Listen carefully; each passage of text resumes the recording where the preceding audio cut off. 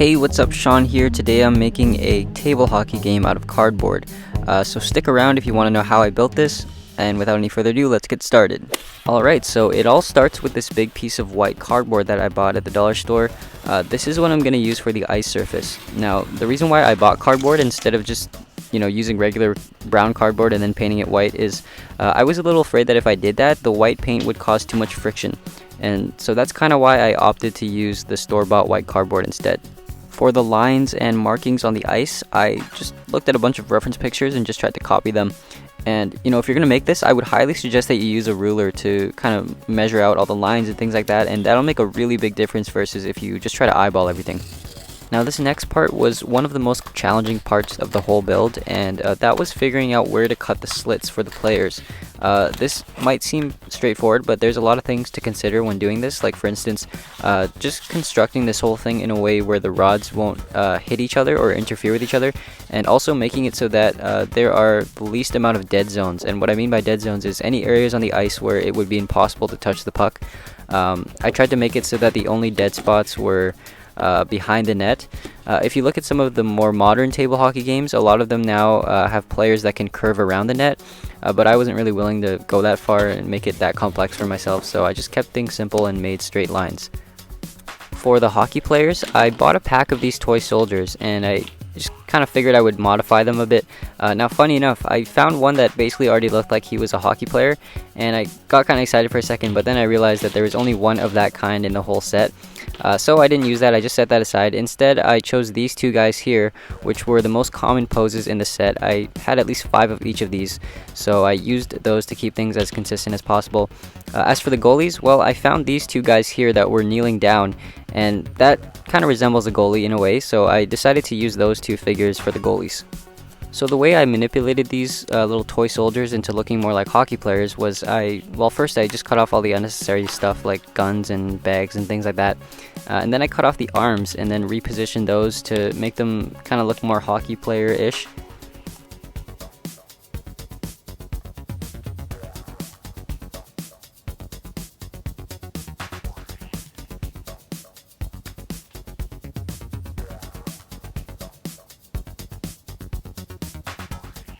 For the hockey sticks, I just simply used some popsicle sticks, and that worked out pretty well.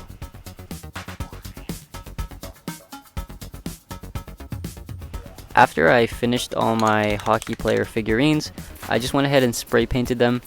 Now, forgive my really poor job of spray painting. I don't really spray paint that often, to be honest, so I just suck at it. I mean, look at that, I made a mess.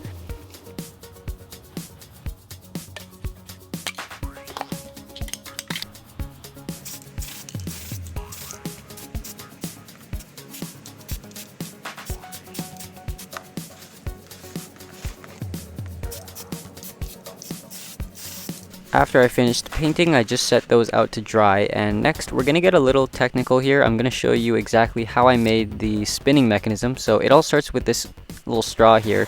Bear with me, this gets a little complicated, but I will show you step by step how I did this. Basically what I did with that straw was I just glued 2 pieces of cardboard on either side of that, as you can see there. And for the rods, I bought these really cheap metal curtain rods from the dollar store. It was like $1.50 for a 2-pack. That worked out really well. What I did next was I took this little thin piece of cardboard, wrapped that around the curtain rod just to get the diameter of it. Didn't want to wrap this piece too tight though, because this needs to be able to slide around freely.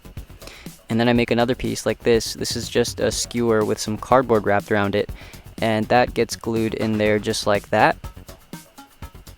From here, what I do is I take the metal rod and I slide that through the cardboard just like this. And after that, I slide that other piece that we made earlier onto the rod, as you can see there. And next, I glue an additional piece on the tip of that rod, right there. And at this point, we should have 2 pieces. We should have this piece right here that slides around, and then this other piece which is just glued onto there. It's just fixed, it doesn't move around. And then what I do next is I take a piece of cardboard and glue that onto the sliding piece. And once that's glued onto there, I glue the sliding piece to the white piece that we made earlier. And for this build, I needed springs, so what I did is I just bought a bunch of really cheap pens and took the springs out of them. Now basically what I'm going to do with this spring is take this little piece of skewer here that I cut down to about 1 inch and just kind of jam the end of that into there. Once the spring is on there, I take the other end of the spring and slide that onto the other skewer here. Also, I just added a little bit of super glue there just to help it stick. And then I take the skewer and I slide that through the straw. Once I do that, I wrap this piece of cardboard around there and I glue that in place.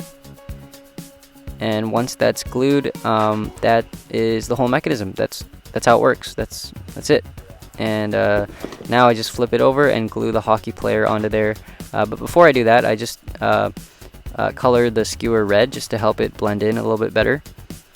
And yeah, that's it. That's how it works. And I had to do that like 9 more times for the other players. I didn't make the goalies spin around. I just made them move side to side.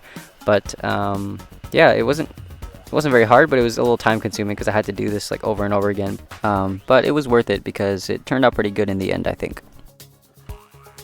If you're still confused about the mechanism, here it is one more time. So basically how it works is all the magic just happens in this spring.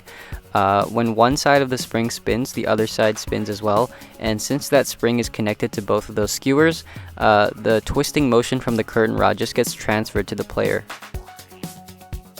Now it was time to make the nets, and so for this, the important thing that I'll say is make sure that it's actually possible to score. I mean, you just measure out the goalie that you have and then figure out what you're going to use for the puck, and then just kind of go from there. And you gotta make sure that it's not too small and not too big. Kind of just make it right in the sweet spot where it's like kind of challenging but not impossible at the same time.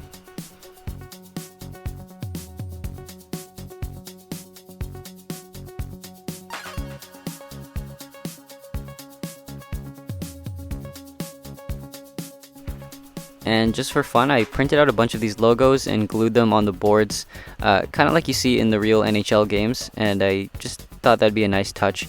I think it just makes the whole thing a lot more nice to look at.